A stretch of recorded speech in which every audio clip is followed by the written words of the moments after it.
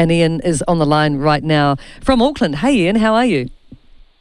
I'm really good, and I just wanted to say how much I enjoyed that last item featuring Colin Morris and his choice of country, because a lot of people don't realise that flamenco and American country are country cousins.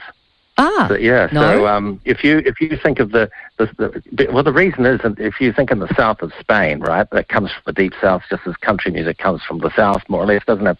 But the south of Spain, and all the galleons that explored the Americas left from the south of Spain, from Andalusia, and they were crewed by flamenco types who carried that music out. But they carried out the sombrero, the horse, the guitar, the Spanish language, like hombre. How often have you heard, cowboys say that? And a whole lot of other stuff too. The rhythms, the galloping rhythms and things like that, all brought out by flamenco people. And it is, of course, they invented the guitar as well in Spain. So if you didn't have all those things, you'd have a rather bored-looking cowboy. Yeah, that's true, hombre. You're right.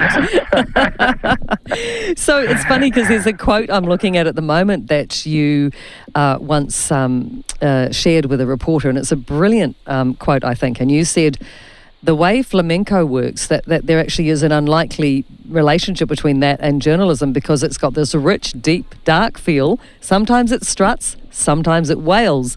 It's the music of the underdog. It's about the struggle. It's about ordinary life and love. I love this quote. That's exactly, I don't remember saying that, but I'll take credit for it anyway. It sounds good. No, but it's true. It is absolutely true. And flamenco is the music of the underdog, as is blues.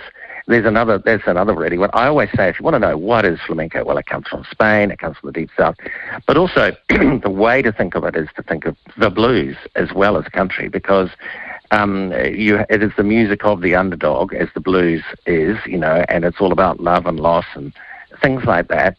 But just as the blues, those wonderful blues musicians moved north to Chicago, to New York, and so on, well, the flamenco artists from the south and the country areas looking for work in the 20th century, they moved north to Madrid, think Chicago, or Barcelona, think New York, and there's now about 1 million people from Andalusia, that's the southern region, now living in the urbanized city areas of Barcelona, playing flamenco and living and working there. So there's quite a lot of it. It's fantastic. Yeah, well, of course. Yeah. And the thing is, Ian, I know you get asked often, how did a TV reporter get to play flamenco? But flamenco got you way earlier than your journalism career, didn't it? You started young. I was really lucky in that I had quite a creative, artistic family. My grandfather was actually from Centro Otago, a journalist in the 1890s and things like that. And he was actually part of a movement of Scots New Zealand poets who wrote in Scottish dialect and had it published. He wasn't hugely successful, none of them were. They were just passionate about their culture, and then from that, other family members down to my 2 sons. One is a very successful Maori tattooist in the United States, and the other one was a DJ. Rohan was a DJ in Ponsonby at the Golden Dawn for a long time. But it sort of runs down from a long way back, the whole music artistic thing. And I was lucky that my family, when I was 6 years old, decided that I had a bit of something going for me. And so my grandmother used to sing to me as a little boy, and she was born in 1879, so we're talking in the late 50s, early 60s, and so I was presented with a guitar for my 6th birthday and a flamenco record, and that's how it began. And was it completely an epiphany for you? Was it that moment when you went, I just love this? Or did it take a while to really embrace it? No, you did not. It was an instant magic moment. And Juan de Gastor has told me that he hears that story a lot. So the needle went down. I actually tracked down the actual album itself that I first heard was stolen from my house a long time ago, but I found it overseas and imported it. And it's when the needle went down on that record and I heard, I think it was a tango flamenco or something, I was just hooked from that very moment. I just knew at 6 that's what I wanted to do. Isn't that beautiful? Play that stuff. What a feeling. Great. Big struggle, though, because it's not the easiest country in the world to learn to play flamenco. We're at the very bottom of the world. Yeah, you're in the wrong. You're definitely in the wrong the wrong part of the world. But you've spent some. You have been to Spain often, and you've played with some of your heroes there, haven't you? Yeah, well, Juan is, yes, okay, so that's true. Juan is probably my biggest hero, because as a boy I would go down to the Auckland Public Library and I would get out, there were these books, I still got one of them here, it's The Art of Flamenco, and it was written by a guy called Don Purin, and there was a whole series of these books about these guys in the south of Spain who'd been discovered by these kind of beatniks, several of whom were New Zealanders. And they sort of broke. They were like anarchists, they were swaggered alone. These fantastic gypsies, or gitanos, as we say these days, and they became a magnet for foreigners looking for some kind of meaning. I guess after World War II and that, a rebellion against uniformity, conformity, short hair, army haircuts and things like that. And here were these fantastic people, and they were called the Del Gastors, and they lived in a village in the province of Seville, which is the capital of Andalusia, but outside of it, and it's about an hour's drive out. And here was this whitewashed village full of these wonderful gitanos playing flamenco, singing, dancing, and these somewhat lost New Zealanders, Australians, Americans, and so on, suddenly realised they'd found what they were looking for. And then a series of books were written by Don Purin, the American. Some photographs were taken by Phil Slight, who's still alive and living in Spain, and has come to visit me, actually. And so these books just are classics now, and they're, there are a lot of universities across America and Spain itself, and also in Japan, which is a really big flamenco country, where they, you go in there and you'll find those books on the shelf when people study them. Yeah. So, and then I read those books, and I sort of thought, wow, wouldn't it be nice, so cool, to meet those guys. I was only about 14 or something, Never realised I was one day would meet them. Because you actually packed up and went to live in Spain after university, so off you went. Yeah, so 1975, dropped out of, finished university, didn't drop out. I'd already started, thanks to music. I've been offered I wanted to be a writer of some sort, and and I got asked if I'd like to interview a band of gypsies who would like to be known as the Gypsy Kings. And I had a jam with them and interviewed them and all that sort of thing. And then they said to me, "Oh, would you like to be the rock reporter for the university newspaper?" And I thought, that's pretty cool, rock reporter, meet famous people, drink lots, drop their names while they're chatting up chicks or whatever was going on in my infantile memory. It was about as far as my brain went, And I thought, yeah, I'd love to do this. It's great. And I ended up hanging out with, Elton John and Rod Stewart and Joan Baez. She was amazing. I spent an evening talking to her. Pretty jealous of that. Wow. Yeah, well, right. It was just, what it's like. You're a journalist. It's like you just get to meet all these people, don't you? Yeah, that's true. But then I went. I loved it. And then I went to Spain. And then after my experiences in Spain, I made a decision that it was a wonderful experience. But it was the time of General Franco, and I decided, due to a series of circumstances, that I wanted to be a hard news reporter. So in '76. Serena and I came back to New Zealand, and I got through a ATI journalism course. Yeah, so I went from there. And you've had a brilliant journalism career, and you continue to write today. Have you? Well, thank you, Ian. So but it's not about me. I remember you when we were on radio. Carry on. Sorry. No, but I remember you from. Yes, you are an old pal, and but from TVNZ days, and where there's a lot of water. And I remember you specifically in your role as the London correspondent. That must have been a good time of your life, yeah. It was. It really was, because but I'll admit to something. I only really wanted to do the London correspondence job, and this is true, because I wanted to get closer to Spain again. That's the real reason. What a surprise! But I got so wrapped in the work, and it was an incredible privilege. I think it's, one of the most privileged jobs you could really be offered anywhere, because it's such an important job, particularly, for New Zealand. And, you could be with CNN or something and be one of a collection of many reporters, or, ABC or whatever, but you were the only one, and you were sort of in charge of the whole Northern Hemisphere, which actually was impossible really to do, all of that. But we'd managed to do quite a bit, yeah. Yeah, I think the London journalist was definitely asked to do more than anyone else, because they were like, oh, well, you're close to pretty much anywhere in Europe, whereas in actual fact, so you'd just be sent wherever the next big world event was taking place. I never was in the London role, but I lived in London for a few years and worked at, Radio 1 and places like that. It was great. But right. I was so impressed with you guys actually going out and getting in amongst it into some pretty fraught countries with bad things going on. It took a lot of courage, I imagine. Yeah, the funny thing is, you kind of like, I really felt, in those days, I felt quite confident, because I felt there are two things you really have to have.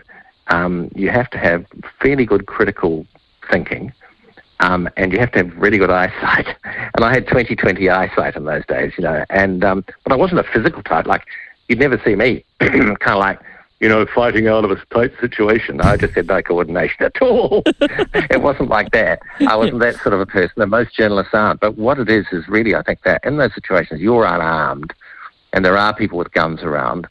If you make a bad decision, it's already too late by the time you find out.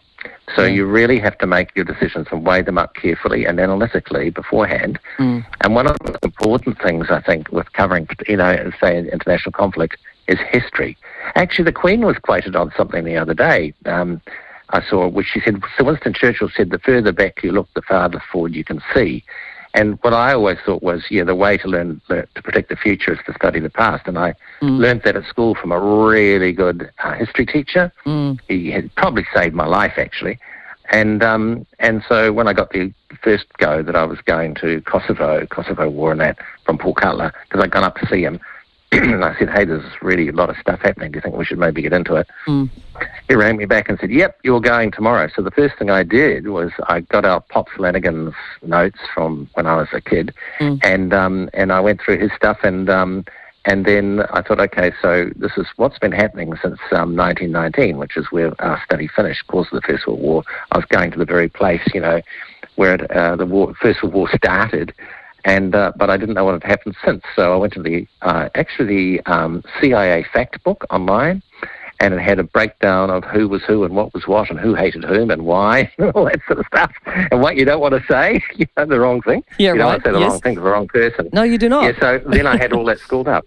Yes, exactly. Because actually there's a comment here. You talked about something, because you did. You went to, Afghanistan and all sorts of places, and you mentioned that. Now, where were you? And you said someone said they looked like they were going to eat your liver, or they wanted to. Whereabouts? Was this in Spain? That's happened twice in my life. Twice? That happened twice. First time was Spain, yeah. And actually I have over on my bookcase there probably the last, if not one of the last fascist pamphlets handed out by a former ally of Adolf Hitler. And that was the president of of Spain, who was running Spain at the time. We were living in a dictatorship. It was a fascist dictatorship, and but it said on the leaflet, hey, come down and celebrate, General Franco's leadership, and come down to the Plaza Nueva, which is the main square in the heart of Seville. So I said, "Oh, come down." But I had a guitar class that day, and I rang my teacher, who at that time was Miguel Garcia, and I said, have we still got the class? And he said, "See." Like that. And I thought, oh, well, he's not a fascist, because he wasn't going. So I thought, I want to go anyway, so I went down there, and my best friend was a fascist. He was actually a member of the fascist party, and which is interesting instruction in itself. You be carefully. And so I went down there, and there was this crazy scene that looked like something out of, you know, the great dictator, when Charlie Chaplin plays the guy. Yes. So there's all these, in the square were all these guys in Nazi helmets, with German, war-dated weapons, rifles and things like that. And this general kind of berating them from above, and all these people in the middle, fascists and that. And I wandered in and sort of wandered this guy with a tie-dyed T-shirt and a kind of hippie haircut and some, and your flares, bring you some flares. And the flares, exactly, yeah. And I walked out, I said, this is really interesting. I thought, I must have a closer look at these people. And I walked up to the soldiers, and they were standing there. They're actually police, I believe, and holding their Wehrmacht Army surplus rifles. And looked at them. One of them looked at me and just gave me this look like he wanted to eat my liver. So that was the first time it happened. And I thought, I think I'll just get out of here very quietly. So I walked out very quietly. So you just and then the second time, away. Yeah. the second time was actually in Kosovo. And there were a whole bunch of Serbs, special forces, and they were wearing war paint and everything, safely corralled up, I might tell you, in a military transport truck, and about to leave because the Yanks had told them to go. And I walked up to them because I thought, I might get an interview here somewhere. I just looked at me, and I saw the same look, and I thought, I know that look, and I think it's time to go. So I left them alone. Yeah, so at least you had the good sense to kind of know when to back off. Yeah, that's one thing that it pays to learn. But probably body language is good and stuff like that too, Yeah, that's sure. true. I just can imagine you, Ian. I've just got this gorgeous vision of you and your flares with your guitar perhaps over your back and, your long hair. Because we were sort of like, and it's funny what you said about really not feeling that you were particularly courageous, because I think in your 20s you do still feel bulletproof. And I remember that in London too. Like I would take risks there that I certainly wouldn't now, certainly in terms of like, I used to do a late night shift and I'd take the tube in really late and things like that on my own and felt like I was just, and now I look back and shudder and think, how could you be so confident that everything was and everything was fine and nothing bad happened, which is great. And this, I'm not talking Kosovo, I'm not talking Afghanistan, but, it's. Well, you're right. It's good. Because because I went back to study in 2011 under Juan de Gastor, and I had been. What had happened was I had been arrested. I did get arrested in the end because my friend said to me, "You're going to get arrested." I said, "Why?" He said, "Because you've got a big mouth." This is my fascist friend. His sister, his name was Juan Carlos Sangalo. His sister was a nun, and his father was a veteran of the Spanish Civil War and a school teacher at a town called Frontera. And there was this magnificent portrait of Dad in a fascist uniform, the whole thing. And they were nice people, but they were convinced that Franco had got on his side because, during the Spanish Civil War, the 1930s was when the Republic found itself under attack from Hitler and Mussolini and everybody. And it was the trial ready for World War II. And but the word was kind of put around that the left-wing Republican government, which was democratically elected and could have been voted out next time, was was ungodly and all that sort of thing. And so they felt they had God on their side. And in the end, I did get arrested and taken in, and it was eventually, it wasn't a very long process, but it was a very instructive one. And there was a chap who'd been tortured, that I saw was being taken back from war. He was about my age, terrified, and then. But when I went back in 2011, by pure coincidence, I found the police station where they took me, and it was by then a spooky ruin. And talking about kids not knowing what they're doing, I just saw this, kid really of 22 who just blundered into that situation and was taken into that building where I now knew that, many people had been murdered. And it was only my New Zealand passport that had saved me, really, having a New Zealand passport. And just because of what our forefathers did fighting for New Zealand, we owe them so much. I really realised how much I owed my father and others of their generation, who went and did that. So how did you talk yourself out of that situation? Did you just bring up the guitar, the flamenco passion? Is that what Well, that's the thing. It was random sort of arrest. It wasn't because I was a journalist. They had no idea and wouldn't have cared. But, or they might have. But the reason was that Franco wanted to execute 11 Basque separatists. You know, they're the equivalent of the Irish in northern Spain, you know. And the whole world was in uproar about it, and all of Europe, you know, broke off diplomatic relations. This is, I think, in October 1975. And Franco's sort of attitude was, what are they worried about? I'm only shooting them. I'm not garroting them, which is what they used to do. You know, he sort of, I thought he was being very gentle, lenient, forgiving, which is why all the demonstrations started for Franco, you know, and all that.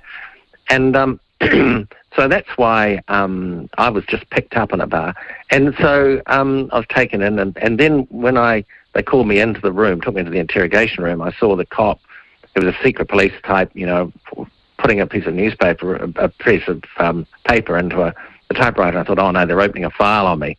So then I said to them, you know, well, what am I here for exactly? Why? And he and in terrible Spanish, and he said, well, because you're in a bad area full of crime, and we're wondering what you're doing.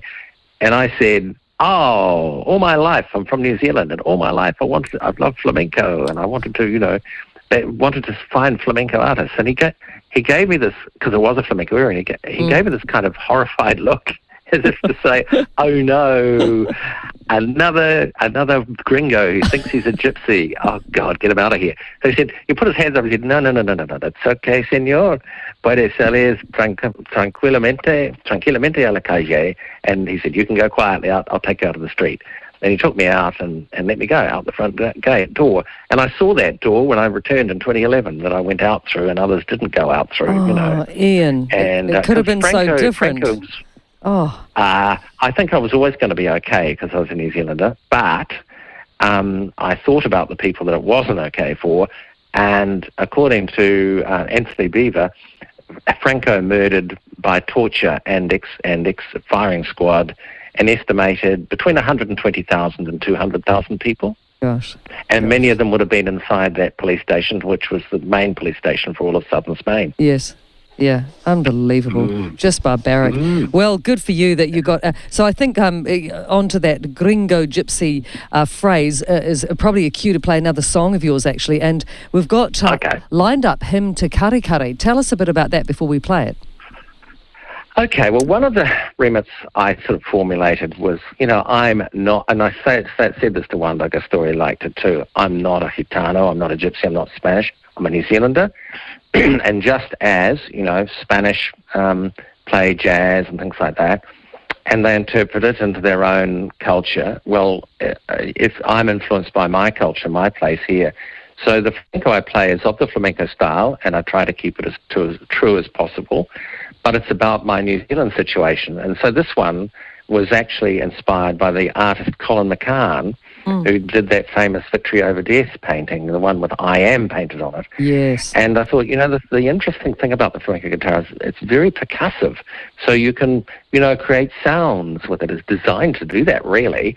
And so this one, it's in the style of soleá, which means to be alone. It's a style of flamenco. And it conveys, I hope, the feeling of the sort of spray rising up from the sea that inspired Colin McCann, and the water sounds and the shimmering effects, but also the black sand. You'll hear kind of Moorish sounds there. That's really representing the black sand, and the shimmering, the lights sparkling on the water, which is what inspired him. Oh, just wonderful. So let's hear Ian Sinclair's Hymn to Kari Kari now. Right, that was Ian Sinclair, Hymn to Kari Kari, and let's bring Ian back onto the program now.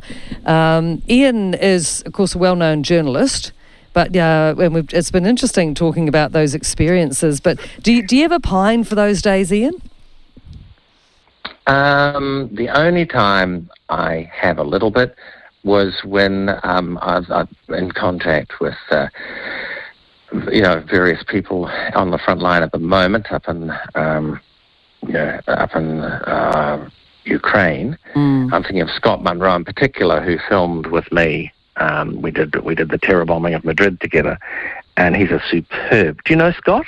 He's an amazing cameraman. No. And he's now shot 3 Emmy Award-winning new documentaries initially for CNN, or CBS, and he's now with ABC America, and was based in Kharkov, right up near the front line. Yeah. And he's just come out now. But, some of the stories they're doing are quite incredible. It's very, very difficult to work there, isn't it? Oh, Pretty dangerous. Yeah, I imagine there'll be a bit of stress and trauma for some of those people involved in what's going on there at the moment. It seems a very pointless situation. Certainly does. Still does. But war is like that. Yeah. Indeed it is. Yeah, it is. And if you reverse... And, of course, I am back into journalism. I've never quite completely left it, because I'm writing for The Listener now. And I do just sort of occasional ones when I suddenly feel that I want to do something. They'll say, yeah, we'll take that, which is really good. So, it's been very enjoyable. Getting back into print, actually, is wonderful, because you don't have to worry about the cameras. You don't have to worry about whether you can get there. You can just do it all on the phone. Yes. But you can still... It's working with the written word is a wonderful thing to be doing again. Yeah, good for you. Yeah. And like there's one particular piece we were discussing before we went on air that you wrote in conjunction with Donna Chisholm, and it was very well received. Tell us a bit about that.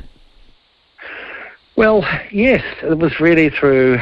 Donna, of course, is really the major. We would say the major health journalist in New Zealand. In my opinion, she is. She's really good, and she actually taught. Oh, I'm older than her.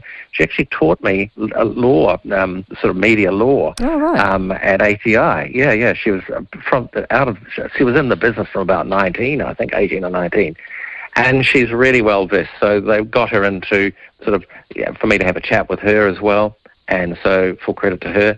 But I was lucky that I had some contacts that put me in touch with various leaders of the New Zealand medical fraternity. I'm referring to specialist areas that related to COVID. And they in turn put me in touch with a doctor who was right on the front line in Australia at that time last year, and we changed his identity and everything so that he could tell me what was really happening and how frightening it was, and discouraging. And here was a country that has far better medical support than we do. New Zealand's really low on the OECD. We're second to lowest. We have 3.5 beds per 100,000 people, whereas Germany had like 9.5, and Australia, I think, had 6, twice as many as us. And it was just a really, really kind of sobering warning about what could happen if we didn't have everybody vaccinated and the virus got loose in New Zealand. Fortunately, we bought enough time, and I think, it was wise. It was possibly even in a weird sort of way, a good thing that we didn't have those beds on respect. Which is ironic, isn't it? Because the Germans, it's ironic because, the Germans lost, I think, 100,000 people, through believing that they had the solution before the, vaccination came along. New Zealand knew we didn't have the beds, so we just did the good old-fashioned way of locking the country, shutting the country, the national gates for a period of time. And, doing that and keeping those controls on is what brought us at the time to get the vaccinations and get people vaccinated. There'll be people who'll disagree on that, but I think that's the ironic truth of it. It's really interesting to turn it around like that, because a lot of people are saying now, well, our health system was in such disarray that the government had no option but to push for vaccination because they knew that we wouldn't cope, but what's happening now, so what you say is pretty spot on, really. And we were fortunate in a way, I believe, too, that Delta didn't come charging through. And lockdown's huge economic cost. A lot of the listeners have a certain view about this, which I've heard many times, and I understand everyone's point of view. But I think what you say is correct. And it's really good to sort of hear, particularly now as our health system is struggling with influenza more than it seems COVID. It seems influenza is the big problem this winter. Yeah, it is. It is indeed. But people need to remember we could have lost thousands of people. Thousands, had it not been for good management. They did. Whatever you say about Jacinda, she certainly, carried the country through that. And people, I think, have short memories if they think that we've been badly handled. Maybe things can always be done better. I can think of, things journalists should have done, but there'll have been a lot more questioning of the government. But the final result is, at the moment, as we look, have we lost 1,000 people now? But how many of them were actually died as a result of COVID, and just how many just happened to have COVID? We don't know. Yes. It'd be very interesting to know. It's but interesting. It's a slightly different subject. Yes, well, it is. And one thing I felt that at the time in 2020 that Ardern and Bloomfield were a good partnership, and it's easy in hindsight to say, oh, we should have done this, that, and the other thing. But in many ways, we did escape the ravages in the first sort of 18 months. It's only this year, really, that New Zealand has been suffering with COVID, isn't it? Yes, well, I remember my oldest son, Stefan, he's a tattooist and lives in the United States, but he and his girlfriend came back to New Zealand to get away from the masks and everything. They arrived in New Zealand at the beginning of last year and could not believe the experience of walking down the street with no mask on, going into bars, drinking with no mask on, never having to worry until the day came when really, under political pressure, they opened the gates to the Australians and we opened up the country, and remember what happened then. So was that, if you're sort of judging how things were, you have to remember how things were before we opened the gates. And also the other thing was that I do remember being in a restaurant in Grey Lynn here. At that time, this was before they opened the gates, the place was heaving, and I said, and trade was up 15% on the bars along Ponsonby Road, and I said to one of these guys, the manager of the restaurant, I said, how come there's so many people? He said, well, there's so many people because they can't go overseas. They can't afford to go on holiday in Australia, so they're spending their money in New Zealand. Yes. So what was the loss exactly? What was the loss? Because I see now people are holidaying all around New Zealand, aren't they? Yes, they are. Really wonderful. There is a huge step back towards tourism, domestic tourism, and it is, and you can see it all around here too. It's fantastic.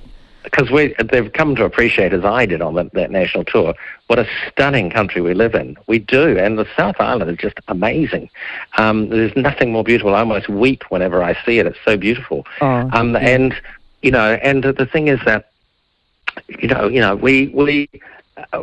were doing all of that in our own country until somebody said, no, we want more. Well, I wonder what the balance was. It'd be interesting to know what the balance was, because I don't know enough about the tourist industry to be able to say they were better off without COVID. I'm sure they absolutely were, but, were they better off once we opened the gates and in came COVID again? That's right. At the insistence of those who wanted the business back, when they had business, but then suddenly they had none.